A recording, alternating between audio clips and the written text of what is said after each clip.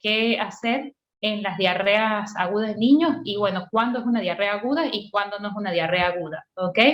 Entonces, bueno, es importantísimo este tema porque todavía las diarreas agudas en los niños constituyen la segunda causa de muerte en niños menores de 5 años. Es súper lamentable porque a pesar de todos los avances, a pesar de la educación, no se logra todavía que el objetivo principal, que es prevenir las muertes por esta causa.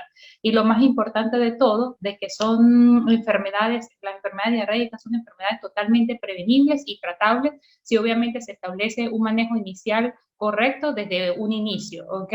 Entonces, al año, para que tengan una idea de la gravedad, al año todavía están muriendo alrededor de 1,5 millones de niños por esta causa y se presentan al año a alrededor de 1.700 millones de casos.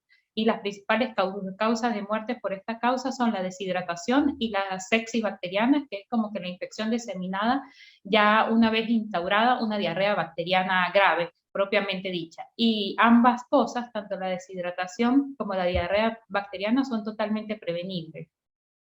También es importante que se aclare el tema y que se eduquen los padres porque es una de las principales causas de malnutrición o desnutrición en los pacientes pediátricos. ¿Ok?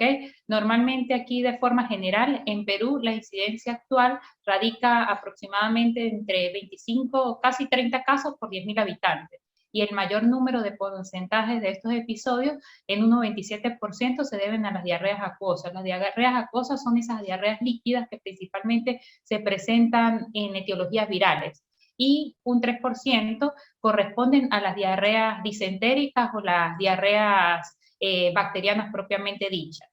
Entonces, ¿cuándo podemos nosotros hablar de diarrea aguda? Bueno, la definición de diarrea aguda no es más que 3 o más deposiciones en 24 horas líquidas, obviamente líquidas disminuidas de consistencia, valga la redundancia, que tenga una duración menor de 14 días. Si la diarrea de su niño se está prolongando más de 14 días de duración, no sería una diarrea aguda, ya pasaría a ser una diarrea persistente y si se prolonga más de 30 días pasaría a ser una diarrea crónica donde se tienen que investigar otras causas.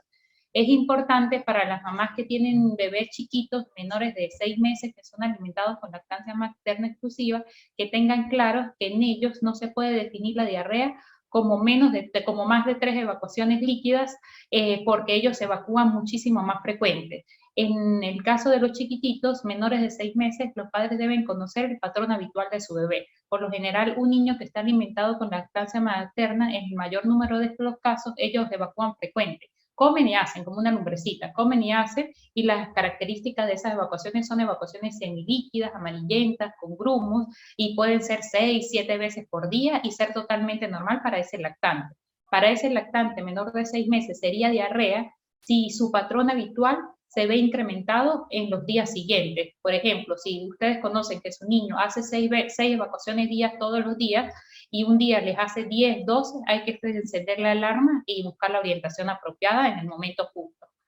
Las diarreas también agudas, que son esas que se presentan menos de 14 días, se clasifican en las osmóticas, en las secretoras, que bueno, se pierde muchísimo líquido. Acá lo principal son los virus los que ocasionan este tipo de alteraciones, y también tenemos las diarreas disentéricas, esas diarreas con sangre, con mucha mucosidad, que sí nos orientan un poquito más a la parte bacteriana, aunque tampoco es exclusiva totalmente a la parte bacteriana. Entonces, bueno, algo muy importante que les quise traer acá es para que ustedes sepan qué pasa en nuestro intestino o en el intestino de su bebé cuando está pasando por un cuadro de diarrea aguda. Normalmente nuestro sistema gastrointestinal está conformado obviamente por nuestro estómago, por las asas delgadas, nuestro intestino delgado y nuestro intestino grueso. Nuestro intestino está fabricado principalmente para secretar y absorber agua, pero la absorción del agua siempre va a ser muchísimo mayor que la secreción de la misma. Normalmente en un adulto sano, se puede absorber al día a nivel del intestino delgado casi 6 litros de agua, y lo que llega al colon, de todo lo que llega al colon para obviamente la formación de las heces, todo lo demás, solo se pierde aproximadamente unos 100, cuando mucho unos 150 cc al día, porque las propiedades de absorción de nuestro intestino son importantísimas y la mayoría del líquido que llega por acá se absorbe muchísimo. Entonces, ¿qué sucede en las diarreas y en un lactante sano? Por lo general lo que se pierde de líquido es alrededor de 10 a 15 cc por kilo en 24 horas, porque el líquido obviamente primero llega al intestino delgado, se absorbe la mayor cantidad y luego pasa al intestino grueso una pequeña cantidad para ser absorbido también y quedar solo un poco para la elaboración de las heces y la consistencia de las mismas para luego seguir el tránsito intestinal. Entonces, normalmente, ¿qué sucede en las diarreas? Pues obviamente se está perdiendo más líquido de lo que se está absorbiendo. Es decir, que la capacidad absortiva disminuye y la capacidad de eliminar o de secretar líquidos aumenta. Y por esa razón se aumenta el riesgo de deshidratación de los niños, que es una de las principales causas de muerte, una de las principales causas de complicaciones de estos cuadros, y es lo que queremos prevenir y es lo que quiero enseñarles el día de hoy a prevenir. Por lo general nuestro intestino delgado tienen como que estos deditos que son denominados como las vellosidades intestinales. Aquí es donde se absorbe el agua, aquí es donde se absorben los nutrientes de su bebé y una de las cosas que afecta a la diarrea aguda son estas vellosidades intestinales, las destruye una porción, no las destruye todas, que es una de las cosas que los padres piensan que está totalmente lastimado y por esa razón los niños solo pueden recibir alimentos líquidos o casi no le dan comida o le diluyen la fórmula por miedo a que evacúen más. Normalmente la superficie de absorción es súper grande en el intestino y cuando hay un cuadro de diarrea se daña una parte pero no se daña todo y toda la otra parte sana pues nos va a ayudar a absorber agua para que el niño no se deshidrate y nos va a ayudar a también a que se absorban los nutrientes, la alimentación que le estemos dando, ¿ok? Más o menos esto es lo que sucede, esa alteración es lo que sucede en el intestino cuando estamos en un cuadro de diarrea como tal. Las bacterias obviamente lastiman esa vellosidad y tratan de entrar a las células de ese intestino que se llama enterocito para ocasionar inflamación, para secretar moco, para hacer daño. ¿Está bien? Ahora la siguiente pregunta que la mayoría de los padres se realizan es ¿qué le ocasiona la diarrea aguda a nuestros niños o a los niños o a sus niños? Las principales causas de diarrea aguda es importante que ustedes también tengan claro que no siempre son infecciones. Ustedes siempre llegan, yo creo que tiene infección porque está evacuando aguadito. Pero la palabra infección, ok, sí puede ser una infección y la mayoría de los casos pueden ser infecciones, pero no infecciones por bacterias, sino infecciones por virus. Lo más frecuente, incluso un poco más del 90% de los casos, son los virus los que afectan primero a los pacientes pediátricos. Y dentro de los virus tenemos el rotavirus, que es uno de los más frecuentes y el que más ocasiona las diarreas en los niños, al igual que el adenovirus, astrovirus y norovirus. Dentro de las bacterias que también pueden ocasionar las diarreas en los niños tenemos la Escherichia coli y dentro de los parásitos, bueno, hay muchos, están las amibas, la Giardia, el Blastocystis, las isosporas, entre otros. Estas serían las causas infecciosas, ¿ok? Pero no solo las infecciones son lo que ocasionan diarrea aguda en los niños, también pueden haber causas no infecciosas, como por ejemplo ciertos alimentos, medicamentos, lactantes, laxantes, antibióticos, ¿ok? Por eso es que cuando se utilizan mal los antibióticos, eso puede generar diarrea en los niños y, bueno, hacer como un círculo vicioso del caso.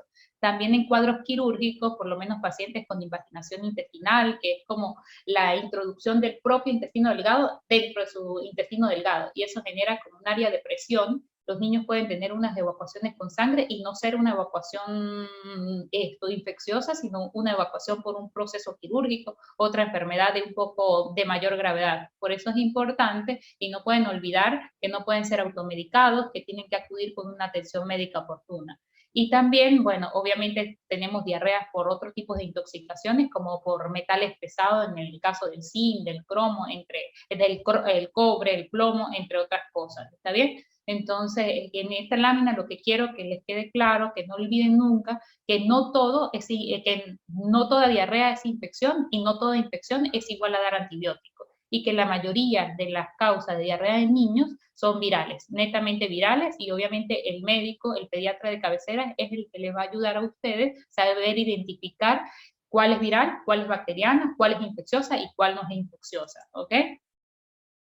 Ahora acá, otra de las preguntas que nos hacen siempre en la consulta pediátrica es ¿cómo adquieren los niños los gérmenes que los enferman de diarrea? Bueno, principalmente la mayoría de los gérmenes que enferman a los niños de las diarreas entran por vía aérea, por la boca, ya sea por agua contaminada, alimentos contaminados, por la vía fecal oral. Acá tenemos por lo menos las bacterias principalmente, el mal aseo personal o una persona que va al baño, sobre todo los adultos, los cuidadores van al baño, no se hacen buena higiene de manos, luego van a preparar los alimentos de los niños y allí pueden generar esas infecciones diarreicas. La vía respiratoria, por gotitas de saliva, principalmente lo hacen ciertos virus, como el adenovirus, el rotavirus. La manipulación por parte de un cuidador enfermo, es decir, alguno de los padres que esté enfermo con un cuadro diarreico agudo y por la frecuencia con la que acuden al baño y la falta de higiene de manos, pues de esa forma puede contaminar los alimentos o las cositas que se lleve el niño a la boca. Otra causa común de cómo adquieren los niños estos gérmenes son el contacto frecuente con el piso, las manos sucias, que se la llevan a la boquita, porque es algo normal que los niños en la fase de lactante, cuando empiezan el gateo, cuando empiezan a caminar, todos se lo quieran llevar a la boca, porque es como una fase oral que forma parte también de su desarrollo neurológico. Con esto, obviamente, no quiero decir que los niños no se pueden llevar las manitas a la boca, sino sencillamente ser estrictos o estar pendientes de lavarles las manitos las veces que sea necesario. Sus utensilios, sus juguetitos siempre tienen que estar limpios y desinfectados cada cierto tiempo.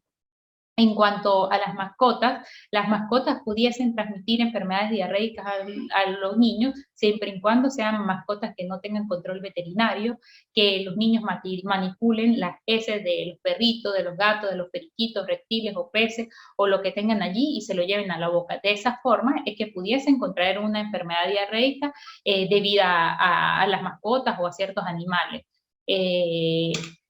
Esto también es súper importante porque, obviamente, si ustedes tienen sus mascotas con un buen control veterinario, los adultos son los que se encargan de la eliminación de excretas, pues no va a pasar nada y eso no sería una causa. Dentro de los factores de riesgo, obviamente hay algunos factores que aumentan el riesgo de desarrollar enfermedad diarreica aguda en los niños. Dentro de ellos tenemos factores sociales y ambientales, tenemos estilos de vida e higiene y tenemos los relacionados propios a la persona o hereditarios, ¿ok?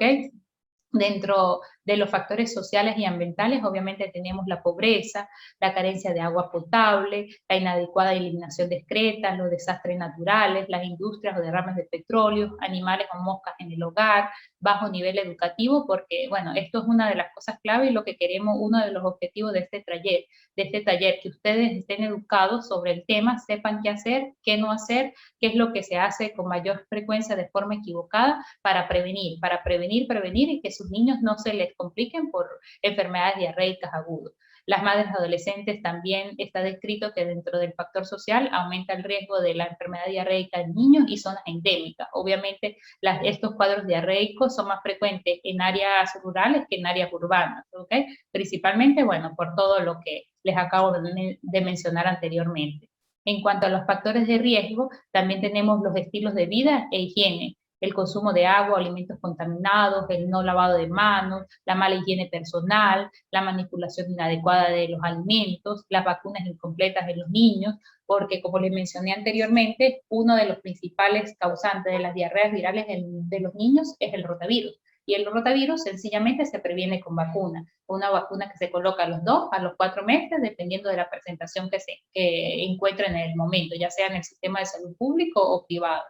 El uso de biberones o fórmulas, principalmente esto por el utensilio, el biberón, la chupa contaminada o el agua con la que preparan la fórmula del bebé contaminada o que no sea un agua totalmente potable o segura. En cuanto a los factores de riesgo relacionados a la persona o hereditario, tenemos que entre más pequeño sea el niño, pues más riesgo tiene de desarrollar una enfermedad diarreica aguda. Un niño desnutrido, un niño anémico, tiene mayor riesgo de desarrollar una enfermedad diarreica aguda. Pacientes con otro tipo de enfermedades, como síndrome de intestino corto, enfermedad celíaca, enfermedad inflamatoria intestinal, bueno, obviamente los predispone un poco más. Las manifestaciones clínicas, acá lo más importante que deben estar al tanto los padres es saber conocer los signos de deshidratación y sepan cómo evitarlo. Eso es como que lo que quiero que se lleven de acá, de esta diapositiva. Dentro de las manifestaciones clínicas vamos a tener de forma general, obviamente las evacuaciones líquidas, que tienen que ser más de 3 evacuaciones por día, la pérdida del apetito, los niños tienen náuseas, algunos vomitan, tienen mucha flatulencia, gases, dolor abdominal tipo cólico difuso, algunos pujan, pueden asociarse fiebre, en otros casos no se asocian fiebre, pero en la mayoría de los casos sí, decaimiento, no quieren hacer nada, se pueden presentar convulsiones por ciertas bacterias que generan la diarrea, como por ejemplo la shigella o distensión abdominal, un abdomen distendido por el incremento de la flatulencia. Pero acá dentro de las manifestaciones clínicas lo más importante es que ustedes sepan identificar cuándo su niño está deshidratado y cuándo no, para que acudan de forma oportuna a una emergencia pediátrica, por ejemplo. Dentro de la deshidratación, los signos de deshidratación, la deshidratación puede ser leve, puede ser moderada, puede ser grave. Y obviamente queremos actuar acá, cuando tenemos una deshidratación leve para evitar que se progrese a complicaciones más adelante. Dentro de esas manifestaciones clínicas de deshidratación tenemos la siguiente. En los lactantes menores, que tienen, en las lactantes niños menores de 18 meses que todavía tienen su fontanela permeable, les da muchísima información valiosa a esa fontanela. Si esa fontanela está hundidita, está como un huequito, nos habla que tiene un signo a favor de deshidratación. Si está bombada, muy grande, tensa, también nos habla de que el cuadro tiene que ser evaluado lo más pronto posible porque puede tener síntomas meningios, ese cuadro infeccioso actual. Si el niño tiene una sed aumentada, ahí por lo general está deshidratado. Si tiene tendencia al sueño, está irritable, está decaído, está lento, hipoactivo, incluso estos, los que están subrayados acá de naranja, son signos de deshidratación que nos orientan ya a una deshidratación un poco moderada a grave. El signo de pliegue positivo no es más que hacer como un pellizquito en la piel de bebé, por lo general se hace a nivel abdominal y ese pliegue se devuelve muy lento o se queda allí por unos segundos. Nos habla de deshidratación también. Los otros signos de deshidratación que se presentan inicialmente a veces pueden ser los ojitos hundidos, el niño llora sin lágrimas, la mucosa oral está seca o la saliva está espesa, pérdida de peso de forma significativa, que el niño tenga respiraciones profundas o respiraciones muy rápidas. ¿Qué otra cosita por acá? Algo muy importante es esto, disminución del volumen de orina. Normalmente un lactante chiquito orina bastante, orina por lo menos unas 5 o 6 veces al día, un niño grandecito también orina entre 4 o 6 veces al día. Si su niño está teniendo muchas evacuaciones líquidas o vomitó y el hábito miccional o la cantidad de pilita o de orina que está haciendo durante el día disminuye de 6 a 2 o no orina, nos está orientando de que hay signos de deshidratación que se tienen que atender a tiempo, ¿ok? Bueno, lo que les comenté, lo importante es que los padres también nos ayuden a nosotros los pediatras llevando un registro de los síntomas, del número de evacuaciones, de las características que tienen esas evacuaciones y deben conocer los signos de alarma. No toda diarrea es sinónimo a ir corriendo a la emergencia, no, porque para eso tienen el área de consulta, para eso ustedes deberían tener su pediatra de cabecera, pero sí ustedes deben saber conocer los signos de alarma que sí deben acudir a la emergencia de forma inmediata. Ya se los voy a dejar descrito más adelante. Dentro de esos signos, lo más importante es signos de deshidratación, por ejemplo, o que el niño empieza a tener, sea un lactante o un niño pequeño menor de 5 años, que empieza a tener más de 10 evacuaciones por día, vómitos persistentes, más de 3, más de 4, que no se tome su suero oral, que no reciba tratamiento vía oral, que no esté comiendo, no esté bebiendo, esos son signos de alarma, que eso sí se tiene que atender por emergencia. ¿Ok? Para lograr disminuir la mortalidad por diarrea, que es lo que queremos, que deje de ser la segunda causa de muerte en niños menores de 5 años, porque son patologías totalmente prevenibles con educación y el manejo adecuado de forma apropiada y de forma oportuna. Debemos luchar por educarnos sobre el manejo de la diarrea, mantener la alimentación continua de los niños, porque es una de las cosas en las que más se falla. cuando los niños tienen diarrea, por lo general los someten a unas dietas restrictivas, casi en ocasiones no le quieren dar sus leches, incluso a veces profesionales cometen el error de decirles, no, por el momento como tiene diarrea no le pueden dar la fórmula, y al no darle la fórmula, que es su principal alimento, pues obviamente favorecemos mayores pérdidas de calorías y favorecemos la desnutrición y la pérdida de peso significativa en ese paciente. La vacunación es súper importante porque sabemos que la vacuna es como uno de los principales aliados del pediatra para prevenir enfermedades. Y si la principal causa es viral y hay un virus que se puede prevenir por vacunas, pues tenemos que vacunar a los niños sin falta y sin postergar las mismas. La lactancia materna exclusiva es indudablemente un factor protector y las ayuda muchísimo cuando los niños están en proceso de enfermedad, ya sea por fiebre, por vómito, por diarrea, malestar general, que de por sí van a perder el apetito y lo único que van a querer es la lactancia materna, pues una forma de dar tranquilidad porque sabemos que por allí va a recibir los nutrientes y va a recibir los líquidos que necesitan para ese momento, ¿ok? Las sales de rehidratación oral o el suero oral que siempre tienen que tener en su botiquín de primeros auxilios, tienen que tenerlo a la mano porque es el tratamiento inicial de los cuadros diarreicos agudos y es con lo que se previene la deshidratación en el paciente pediátrico. Obviamente para disminuir también la mortalidad y la cantidad de eventos por diarrea en el niño, la consulta pediátrica oportuna, el control pediátrico y el seguimiento del caso.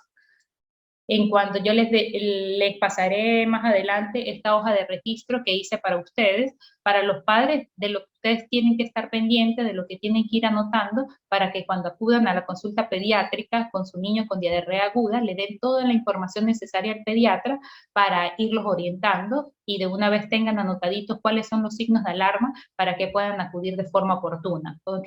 A veces nos sucede en la emergencia, que trabajo bastante en las emergencias pediátricas, que la madre acude con el pacientito porque tiene diarrea y al preguntarle cuántas veces ha hecho diarrea o cuáles son las características de la diarrea, no nos lo sepa decir porque dice, no lo pude ver, porque no, la persona que lo estaba cuidando me dijo solo que tenía diarrea, no me dijo el color, no me dijo la consistencia, entonces esos son datos que no pueden faltar porque son muy distintas, unas diarreas con moco, con sangre, hacer una diarrea marrón, acuosa, líquida. Es distinto tener una diarrea como que de color blanco, porque ya son cosas de signos de alarma, o rojo intenso es otra cosa, o totalmente negra con un olor muy feo también es distinto. Entonces, dentro de esa hoja de registro, lo que ustedes siempre tienen que saber es y anotar cuándo comenzaron los síntomas, fecha y hora, tal cual, el número de evacuaciones por día, porque de eso depende si se puede manejar por un consultorio o si es necesario acudir a una emergencia para evaluación. Las características de esas evacuaciones, como les mencioné, si son amarillas, si son verdosas, si son marrones, si tienen moco, sangre, si huelen mal, si huelen ácido o sencillamente el olor es neutro.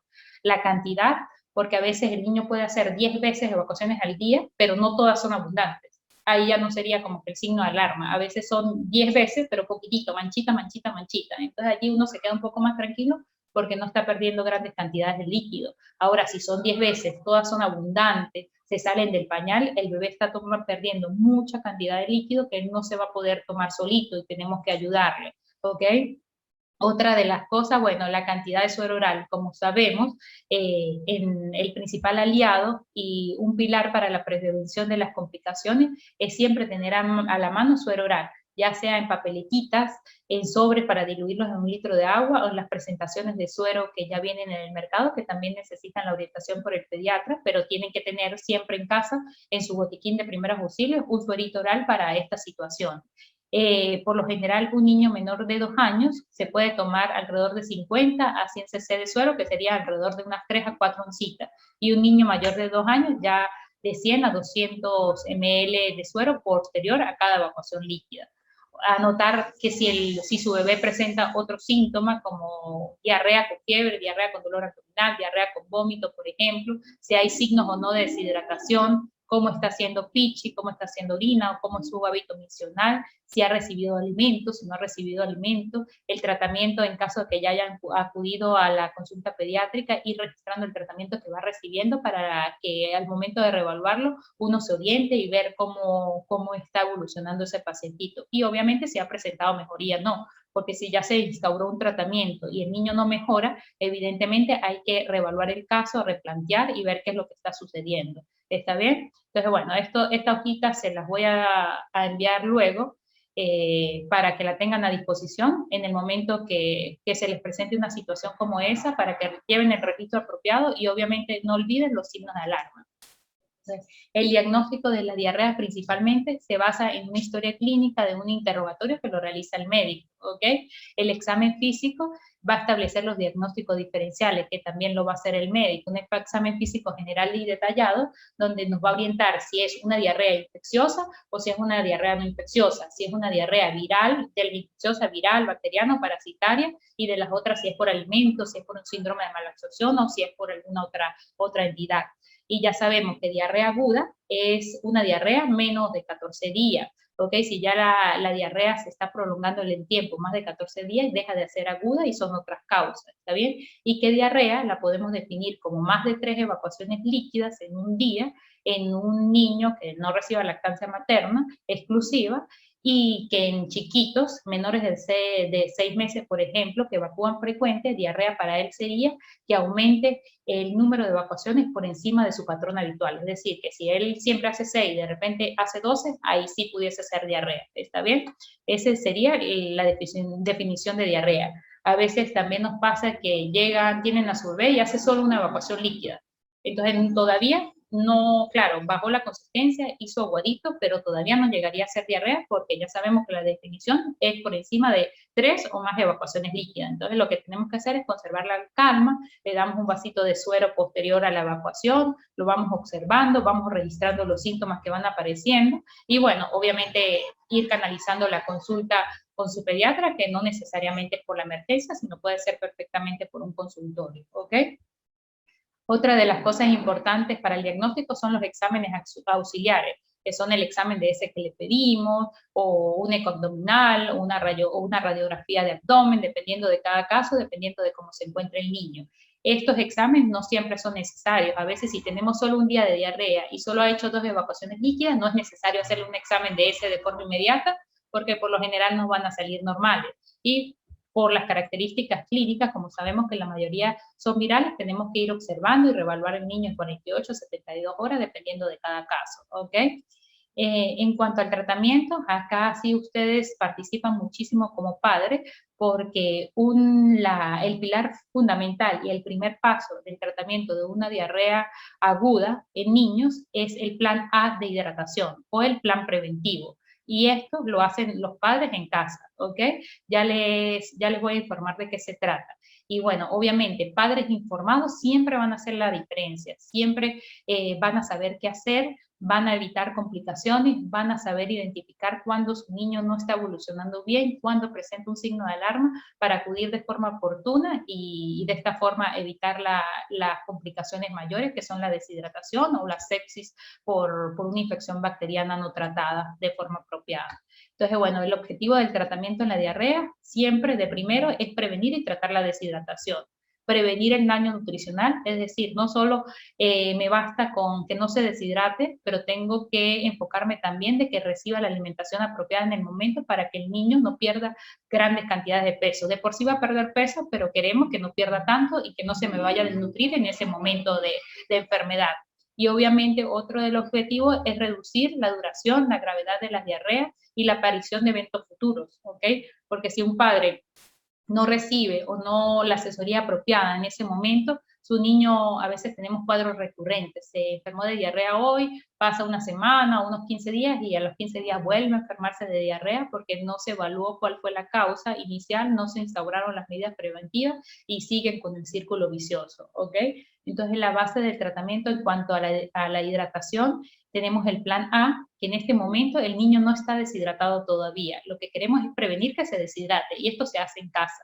El plan B es también suerito vía oral, pero acá el niño sí está deshidratado, tiene algún grado de deshidratación, no deshidratación grave, pero tiene un grado de deshidratación y sí debe ser hidratado en primera instancia vía oral en una emergencia, por lo menos con una observación de unas 2 a 4 horas antes de poder mandarlo a casa y ver cómo evoluciona. Y el plan C, sí, por lo general lo hacemos en un ambiente hospitalario, donde el niño ya tiene deshidratación grave o está comprometido su estado hemodinámico, su parte cardiovascular, y eso sí ya sería tratamiento endovenoso, o a veces el niño no está deshidratado grave, sino deshidratado moderado, pero está vomitando, vomitando, vomitando, no me va a tolerar el plan B, que es vía oral, pues ahí procedemos también al acceso venoso para proceder a hidratarlo de forma apropiada, ¿ok? Entonces, bueno, ¿en qué consiste principalmente el tratamiento? Hay tres pilares fundamentales. Lo principal es las sales de rehidratación oral, el suero oral, que vienen en papeletitas o vienen en presentaciones ya listas en el mercado. Okay. Es importante también con las presentaciones ya listas en el mercado, le pudiese mencionar algunas marcas como Pedialit, Electrolat, Frutiflex, Frutipet, ese tipo de sueros ya que vienen solo ya diluidos, tienen que estar muy pendientes porque no todo, como le digo, no todo lo que brilla es oro y no todo lo que venden diciendo que es el suero oral, es suero oral como tal. Por lo menos en un día agarré y comparé como que todos los sueros vía orales, y lo importante es que el suero tenga una osmolaridad apropiada para que no produzca el efecto contrario, que es más diarrea. Y hay algunos sueritos que la osmolaridad es tan alta, tan alta, tan alta, que en vez de ayudarlos, lo que va a hacer es que pierda un poco más líquido. Por eso es importante que le pidan orientación al pediatra y que le recomiende el adecuado para el momento. Y bueno, uno de los seguros que ya vienen preparados, pero obviamente no tienen un sabor agradable y tal vez el niño lo rechace, son las papeletitas de suero. Más económico, lo pueden tener siempre en su botiquín de primeros auxilios, y eso, un sobre se diluye en 1 litro de agua. Tal vez el niño no se va a tomar todo el litro dependiendo de la edad, pero bueno, después sabemos que después de cada evacuación líquida, el bebé se tiene que tomar 3, 4 o 6 onzas dependiendo de la edad, ¿ok? Algo muy importante es, bueno, ustedes siempre incluso a veces lo inician el tratamiento en casa, son los probióticos, que como la enterogermina, como el floratil. Sí hay muchos estudios que demuestran efectos beneficiosos del probiótico, que es como flora intestinal, como unas bacterias buenas que están luchando con ese desbalance que hay en ese momento en el intestino, y así le protege un poco la parte de la flora intestinal en los pacientitos. Pero siempre esperen que el pediatra les indique, porque hay distintos tipos de probióticos. A uno le conviene más la enterogermina, por ejemplo, hay otro el floratil, hay otros tipos multiflora, entre otras cositas. El zinc sí está súper recomendado por la Organización Mundial de la Salud, porque el zinc en caso de diarrea, sobre todo esa diarrea frecuente, van a generar que las vellosidades intestinales, que fueron como que esos deditos que les enseñé en el dibujito, se recuperen un poco más rápido, que no se pierda tanto líquido en la diarrea, que acorte un poquito el tiempo de enfermedad del niño, y tiene un efecto protector contra los eventos futuros de diarrea. Las dosis por lo general, si son dosis estándares, está demostrado que es de utilidad en niños mayores de 6 meses, y también sería muy bueno que cuando su niño tenga diarrea, y sobre todo que sean diarreas un poco más frecuentes, 5 a 6 veces, el pediatra les ayude indicando la presentación de SIN apropiada y las dosis apropiadas para ese momento, ¿ok? Es importante que ustedes sepan que es incorrecto medicar sin examinar al niño, sobre todo cuando está teniendo pérdidas de líquido, porque necesitamos saber si en realidad está deshidratado o no está deshidratado. A veces por ahorita como la teleconsulta cada día como que tiene mayor poder, sí, una teleconsulta les ayuda muchísimo para asesoría, pero en caso de que el niño no esté evolucionando bien, siempre el examen físico es importante. Y no esperen que el profesional por vía WhatsApp le indique todo, porque sería de forma incorrecta, porque se pueden cometer equivocaciones, porque recuerden que las evacuaciones o las diarreas no solo son infecciosas, también hay causas no infecciosas, ¿ok? Y bueno, en cuanto al tratamiento, también dependiendo del caso, si hay una bacteria, si hay un parásito asociado, pues antes de mandar un antibiótico, antes de mandar un desparasitante, antes de enviar un tratamiento específico, se debe hacer un examen de ese. Es totalmente incorrecto que su niño tenga una diarrea y vayan a una botica o un profesional les indique un antibiótico sin hacer un examen de ese, porque ya sabemos que hay distintos tipos de diarrea, ¿verdad?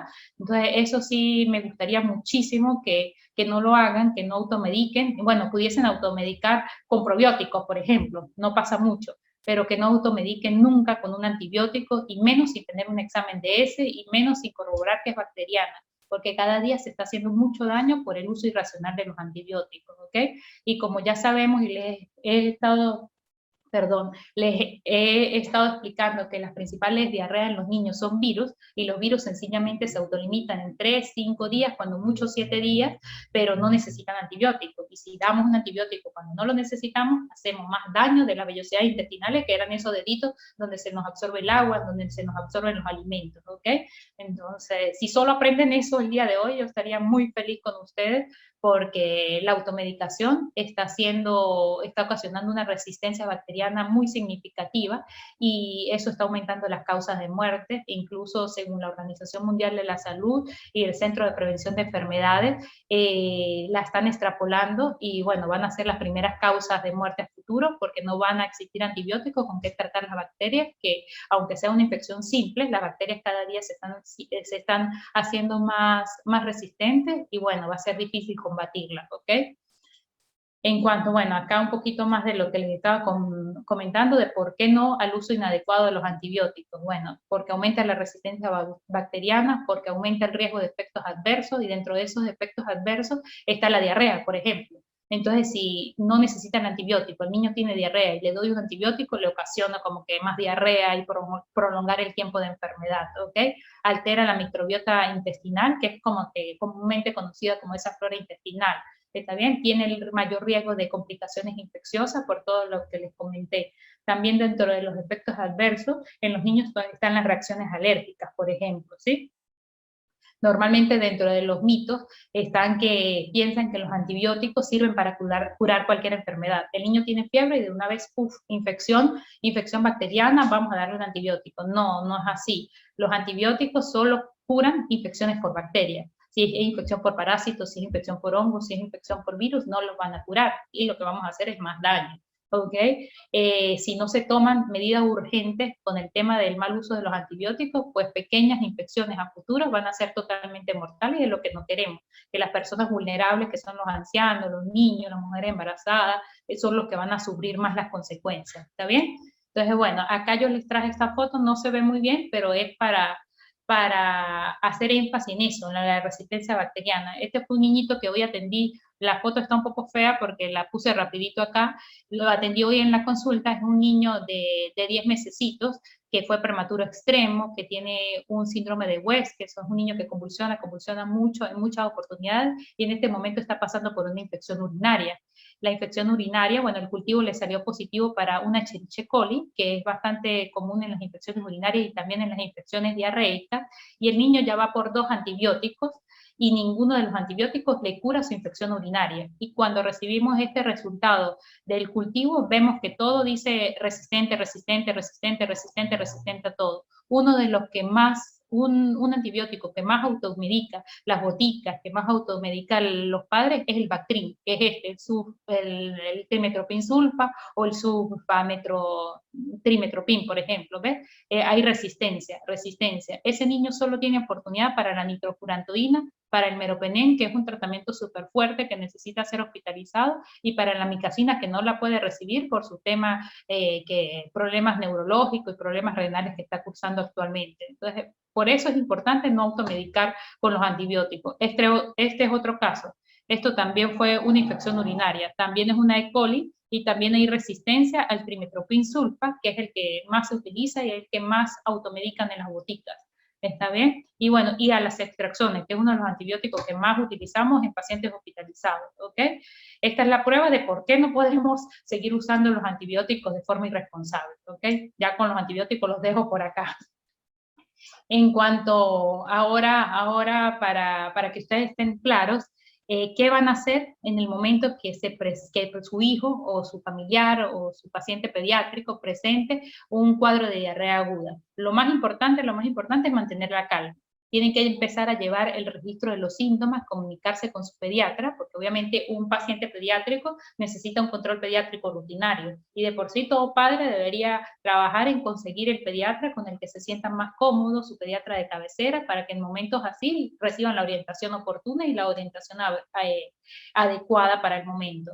Y bueno, vigilar signos de alarma. Si su niño no tiene signos de alarma, no hay signos de deshidratación, no son evacuaciones tan frecuentes, está tomando suerito, no es necesario que vayan a la emergencia, pero sí es necesario que pidan su cita con el pediatra. Y lo más importante es que no lo vayan a automedicar ustedes. ¿Qué sí pueden hacer? Iniciar el plan A, que es un plan preventivo en casa. Otra cosita, bueno, el paso 3 sería que si no han ido a buscar ayuda o han ido a solicitar evaluación pediátrica oportuna, pues traten de ir canalizando la cita y si hay signos de alarma, pues no duden en acudir a una emergencia pediátrica, ¿ok? Cuando hay signos de alarma, si eso no se negocia, tienen que acudir a una emergencia pediátrica. Entonces acá es donde ustedes van a participar en casa y si saben hacer un plan A, pues les aseguro que sus bebés no van a tener complicaciones por cuadros diarreicos agudos, ¿ok? ¿En qué consiste el plan A? El plan A es un plan preventivo. ¿Qué queremos? Evitar la deshidratación. ¿Y qué queremos? Que el niño no pierda tanto peso y que no se desnutra en ese proceso de enfermedad. ¿En qué consiste ese plan A? Consiste en lo siguiente, perdón. Consiste en aumentar la ingesta de líquidos apropiados, en continuar con la alimentación habitual del niño, más la lactancia materna o la fórmula, dependiendo de cada caso. Reconocer los signos de deshidratación y los signos de alarma, establecer medidas preventivas para evitar futuros episodios de diarrea o que su niño a cada momento se esté enfermando de un cuadro de diarrea aguda. Y asociar el zinc, porque ya sabemos que el zinc es súper beneficioso en estos casos, siguiendo obviamente las indicaciones de su pediatra, ¿ok? A la hora de aumentar la ingesta de líquidos apropiados, ustedes se preguntarán, ¿cuáles son los líquidos apropiados que le puedo ofrecer a mi niño? Bueno, como he venido hablando, el suero oral es lo principal. La cantidad de suero oral que debe tomar el bebé después de cada evacuación aguda, les repito, depende de la edad. Niños menores de 2 años deben tomar 50 a 100 mililitros de suero por cada evacuación líquida. Es una regla. Evacúa aguadito, suero. Aguadito, suero. Y en niños más grandecitos sí ya se pueden tomar hasta 200 mililitros de suero, que vendría siendo alrededor de unas 6-7 onzas, ¿ok? Los líquidos seguros que pueden también ir preparando en casa, sobre todo esos niños que casi no les gusta el suero, pero igual el suero no se sustituye, sino tratar de dárselo, tal vez el niño no le gusta el suero, pero no se va a tomar las 3 onzas o las 4 onzas, pero sí se toma 10 cc, eso es ganancia. Entonces con paciencia, poquito a poquito le van dando suero para reponer las pérdidas que tienen por cada evacuación líquida, ¿ok? Y se apoyan también en líquidos caseros seguros, a base de cereales cocidos, como el arroz, pueden hacer panetela, pueden hacer agüitas de maíz, avena, cebada, quinoa, todo eso les favorece a su niño. Le pueden hacer sopas o caldos de verduras o hortalizas con pollo que incluyan sal si el niño tiene mayor de 1 año de vida. El agua segura, bastante aporte de líquidos, no le podemos dar infusiones de hierbas. Yo sé que desde el punto de vista cultural estamos acostumbrados a tomar bastantes infusiones de anís, manzanilla, entre otras cosas, muña, pero en los chiquitos, en los niños, no pueden tomar infusiones de hierba, sobre todo en cuadros de vómitos o diarrea, porque se han descrito muchos casos de toxicidad por plantas, porque recuerden que los niños tienen el hígado y los riñones inmaduros más pequeños y no de la misma madurez que un adulto. Y las plantas, aunque son naturales, no todo lo natural quiere decir que es bueno tampoco. Las plantas se metabolizan por allí, por el hígado y se absorben por el intestino también y se metabolizan por el riñón. Entonces, en algunos casos hacen el efecto contrario, es decir, les da como un poco de toxicidad. Y podemos tener casos graves como de más vómitos, ilio paralítico, que es que el intestino no se mueve de forma apropiada y el niño empieza a vomitar, a sentirse peor, a tener distensión abdominal, ¿ok? Entonces, nada de bebidas como las infusiones de hierba. El agua de coco verde puede funcionar también, jugos de frutas, pero no endulzadas y en pequeñas cantidades. Es mejor dar la frutita entera y sobre todo frutas como el melón, la pera, que no sean muy cítricas y que tengan alto contenido de agua. Indudablemente no le pueden dar gaseosa, no le pueden dar jugos de frutas comerciales, todo lo que tenga alta cantidad de azúcar no le pueden dar porque sencillamente le van a producir muchísima más diarrea. Café, té, las infusiones de plantas, les repito, no se pueden administrar. Y bueno, lo que les comenté de por qué no las infusiones de hierba, porque hay un riesgo de toxicidad significativa, porque los órganos de los niños son distintos a los órganos de los adultos y porque pueden generar estas complicaciones, falla hepática, colitis, neurotoxicidad, vómitos y lo de que se paraliza su intestino, ¿ok? Entonces, en cuanto a continuar la alimentación habitual más la lactancia materna fórmula, esto es importantísimo y es una de las cosas en las que más se falla. Incluso a veces es error del profesional de salud, porque les recomiendan dietas muy líquidas, dietas muy blandas, les restringe, a veces le demandan a diluir la fórmula y eso no es correcto. Al niño, si toma fórmula, se le da su fórmula, a menos que sea, tampoco se le pueden recomendar fórmulas de soya, fórmulas sin lactosa, a menos que el niño sea intolerante a la lactosa y tenga una condición en particular. Porque recuerden, ¿por qué no le quitamos la leche? Porque sabemos que el intestino se lastima un poco, pero no todo el intestino se va a lastimar. Algunas vellosidades están lastimadas, pero otras están absorbiendo los nutrientes. Entonces, por eso no podemos quitar su fórmula como tal. La lactancia materna, pues obviamente no se puede quitar. Alimentarlo de forma constante ayuda a recuperar también esa función intestinal en el organismo del pacientito. No se debe interrumpir la alimentación, nunca se debe interrumpir la alimentación, a menos que esté vomitando y tengan que acudir por emergencia. No diluir los alimentos, de preferencia no hay que darle todo aguadito, porque recuerda que la diarrea es agüita, agüita, agüita. Si damos todo aguadito y no se está absorbiendo el agua, pues sencillamente va a pasar derechito y no se va a absorber prácticamente nada. Al niño le conviene incluso alimentos sólidos como la papa, el zapallo, alimentos bien cocidos o alimentos blandos para que nos ayuden a absorber agua y no se pierda tanto líquido, ¿ves? Que es el caso contrario de lo que siempre pensamos. Ideal ofrecer alimentos en tazas, vasos o cuchara principalmente. Nada de jugos, compotas, gelatina, principalmente por el contenido de azúcar. Se recomienda la yuca, se recomienda el plátano, la papa, el maíz, carnes, el pescado sí bien cocido, bien cocido, bien cocido, pero bueno, no es lo primero que le vamos a dar tampoco. Pollo, carne sí, huevo, si le van a dar huevo tiene que ser bien cocido y obviamente que el niño no sea alérgico ni al pescado ni al huevo, por ejemplo. No se pueden dar dietas muy restrictivas, es decir, que le den poquitas cantidades o ir probando la tolerancia del niño. Obviamente el niño tiene poco apetito, pero se le dan pequeñas cantidades, pero más frecuentes, pero ir ofreciéndole así sea una cucharadita, poco a poco, con paciencia y amor, para que no pierda tantas calorías o no se desnutra en ese momento de enfermedad, ¿ok?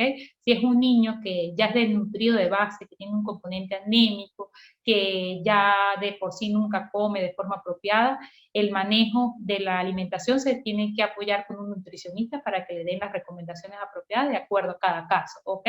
O más guiado por el pediatra. Dar otra característica importante, que obviamente en ese proceso de enfermedad el niño no está comiendo de forma apropiada porque pierde el apetito, se siente mal, si recibe lactancia solo quiere la lactancia. Una clave, bueno, aparte de darle pequeñas cantidades de alimento para más frecuentes, es que cuando se recupere del proceso de enfermedad, por el doble del tiempo que el niño duró enfermo, le debemos ofrecer una ración más de comida. Es decir, por ejemplo, en vez de 3 comidas principales van a ser 4. Y si se enfermó por 5 días, por 10 días voy a reforzar su alimentación para recuperar las calorías que perdimos en ese momento de enfermedad. ¿Está bien? De por sí ellos van a perder un poquito de peso, pero no queremos que pierdan peso de forma exagerada que comprometa su nutrición. Es importantísimo en cuanto a la alimentación proteger los alimentos que consume el niño de los insectos, de los roedores o de otros animales, por ejemplo. En cuanto al aporte del zinc, ya lo conversamos un poco, se deben apoyar en el pediatra para indicarles la presentación y la dosis que les corresponde, y bueno, él nos va a ayudar principalmente en niños mayores de 6 meses a disminuir la pérdida de líquido en la diarrea, a disminuir el tiempo de enfermedad, a prevenir pues, eventos futuros principalmente. Ahora, como de forma resumida, ya lo he mencionado, pero para que quede claro y no se les va a olvidar que lo que queremos es prevenir las enfermedades diarreicas en los niños. Prevenir siempre va a ser mucho más fácil, mucho más económico que tratar las enfermedades. Y prevenir va a ser la pieza fundamental para que su niño no pase tanto malestar por esta situación. A veces ustedes pueden realizar todas las medidas preventivas y de igual forma su niño se va a enfermar, ¿ok? Porque no es una garantía tampoco, pero se va a enfermar de forma leve, usted va a saber qué hacer, va a evitar cometer los errores más frecuentes, va a evitar automedicarlo por desesperación y bueno, siempre se va a apoyar en el pediatra. ¿ok? Entonces, las principales 10 cosas que deben hacer, como primero, es educarse, que ya lo están haciendo, y bueno, los felicito por tomarse el tiempo y participar en este taller para recibir información respecto al tema, ¿ok? Esto es súper importante porque un padre informado hace la diferencia. Un padre informado va a disminuir la ansiedad en momentos de enfermedad, va a tratar de comprender o comprende muchísimo mejor al pediatra, va a estar atento en las cosas que se deben estar pendientes y de vigilar sobre todo que no aparezcan signos de alarma, ¿ok? Otro punto importantísimo es siempre fomentar la lactancia materna, que les da factores protectores inimaginables a ese pacientito, y que no solo lo protege en sus primeros meses de vida, en su primer año de vida, sino también le está generando factores protectores a futuro. ¿Está bien? Y bueno, obviamente no todo el mundo en ocasiones puede dar lactancia materna exclusiva, pero en caso de utilizar fórmula, pues la fórmula segura, bien preparada y diluida en agua segura. ¿Está bien? Y en momentos de diarrea ya saben que no pueden estar diluyendo fórmula. Se le da, se le prepara como dice la cajita o como dice el empaque de la misma. El control pediátrico es indispensable para ustedes prevenir enfermedades, para aclarar dudas, para evitar la automedicación, ¿ok? Un niño normalmente de 1 mes a 1 año se debe controlar todos los meses por el pediatra. En las pautas de acá de este país, de 1 a 2 años describen que se deben controlar cada 2 meses. A partir de los 2 años, sí, puede ser cada 3, cada 4 meses, hasta los 5 añitos. Después de los 5 añitos, no es que nos olvidamos de los niños, ¿no? También tienen que tener un control pediátrico por lo menos unas 2, 3 veces al año, ¿está bien? Eso les ayuda a prevenir enfermedades, porque obviamente el pediatra se formó para ello y para identificar cosas que tal vez los padres no observan en el día a día. Cumplir la vacunación, el calendario de vacunación es indispensable también, porque ya sabemos que el rotavirus es una de las causas más frecuentes y se puede prevenir con la vacunita vía oral que se coloca a los 2 a los 4 meses. La alimentación balanceada, iniciar una alimentación complementaria a los 6 meses y no adelantarnos a esa fecha va a prevenir que su niño desarrolle también cuadros de diarreas agudas, porque recuerden que tal vez a los 5 meses el niño de forma neurológica está listo para comer, pero desde el punto de vista intestinal tal vez no. A algunos no les va mal, pero otros sí empiezan con diarrea. Entonces, ¿para qué apresurarnos al proceso si podemos esperar un poquito más para ir seguros en la alimentación del bebé? ¿Ok? Las medidas de higiene es otra forma indispensable o para prevenir, porque ya sabemos que todo es por alimentos, agua contaminada, manos sucias a la boca, objetos sucios a la boca. Entonces, mantener ese lavado de manos y la higiene personal, fundamental. La ingesta de agua segura, ya sea hervida o ya sea clorada, o la provisión de agua potable, ¿está bien? Una característica importante del agua hervida es que montamos como que en la ollita a hervir agua, cuando empiezan a salir las burbujitas no lo debemos apagar de forma inmediata. Tenemos que esperar cuando mínimo unos 10 minuticos hirviendo con las burbujitas para garantizar que esa agua quedó totalmente segura, ¿ok? En cuanto a otra medida preventiva, está obviamente la buena disposición adecuada de excretas y de residuos sólidos, no dejar basura acumulada en el domicilio, limpiar los recipientes, depositarlos en el ambiente estipulado o designado para ello, ¿está bien? La manipulación adecuada de los alimentos, sobre todo los alimentos crudos, lavarlos de forma apropiada, lavarlos muy bien las manos antes de manipularnos después de ir al baño. Si tenemos mascotas, el control veterinario de las mascotas, y obviamente un niño, un paciente pediátrico, no debe manipular las heces del perrito, del gatito, o del reptil o del animalito que tenga, ¿está bien? Dentro de los signos alarma, ya sabemos, ya se los he venido mencionando, pero los signos de alarma por los cuales ustedes sí no pueden dudar en acudir a una emergencia son los siguientes: que el niño tenga 10 evacuaciones abundantes en 24 horas, o que en menos de 4 horas haga 4 evacuaciones abundantes. ¿Está bien? Eso sería un signo de alarma porque está perdiendo mucho líquido, y lo que queremos prevenir es que se nos deshidrate, ¿ok? Y él solito no se va a poder tomar todo ese suero que perdió en todas esas evacuaciones. Es distinto a que tenga 10 o 8 evacuaciones, pero manchita. Ahí no está perdiendo tanto líquido, se pudiese manejar por consultorio, ¿ok? Si tiene 3 o más vómitos por hora, o más de 5 vómitos en menos de 4 horas, es necesario que acudan a la emergencia. Si empiezan a tener fiebres elevadas por encima de los 40, 41 grados centígrados de forma continua, es necesario acudir a la emergencia, o si no es fiebre alta, sino fiebre de 37,5, 38, 39 grados centígrados, pero que se prolongue más de 3 días, si es necesario una evaluación por emergencia, ¿está bien? Diarrea en menores de 3 meses o menores de 6 meses también es necesario, sería un signo de alarma, porque entre menos edad, más riesgo de la deshidratación, ¿ok? Y se tiene que vigilar de cerca. Si el bebé no está respondiendo a estímulo, está decaído o llora, llora, llora, llora sin parar, es importante acudir también por una atención inmediata. Si está respirando rápido, el pecho sube y baja muy rapidito, se le marcan las costillitas, se le hunde, o su corazón está más acelerado de lo habitual, deben acudir también. Que deje de orinar o deje de miccionar o deje de hacer pilas, nos estaría orientando a un signo de deshidratación, ¿verdad? Entonces, no, algún tipo de movimiento extraño, convulsión, debemos acudir también por emergencia. Si no come, no bebe absolutamente nada, ni siquiera la lactancia materna, es necesario el manejo hospitalario. Que a pesar de que están haciendo todas las medidas preventivas, alimentándolo de forma apropiada, recibiendo el suero, ustedes siguiendo las indicaciones de su pediatra, ustedes ven que el niño no mejora, no lo ven bien, tienen muchas dudas, notan algunas características distintas a los habituales, pues también es importante que lo tomen como un signo de alarma y acudir a la atención oportuna. Sangre en heces también, porque como puede ser algo infeccioso, puede ser una patología quirúrgica de las que les expliqué inicialmente, entonces es necesario la evaluación inmediata, o sencillamente que no mejore con el tratamiento indicado, sería un signo de alarma, ¿está bien? Entonces, bueno, para concluir un poco esto, no olvidar que las diarreas son prevenibles, son tratables, y es responsabilidad de los padres y del personal médico evitar las complicaciones. Los padres nos ayudan fundamentalmente no automedicándolo, hidratando a su bebé, no suspendiendo la alimentación y alimentarlo de forma apropiada. Que la mayoría de las diarreas son virales y no necesitan antibióticos, ¿ok? Ya sabemos que los antibióticos no son la cura para todo. Si tenemos fiebre no es sinónimo de dar antibiótico, hay que ver qué es lo que está pasando, ¿está bien? Y que la vacunación, no podemos olvidar también que la vacunación, el control pediátrico, la lactancia materna, el inicio precoz del suerito oral en momentos de diarrea, una visita oportuna al pediatra son las claves para prevenir y evitar complicaciones.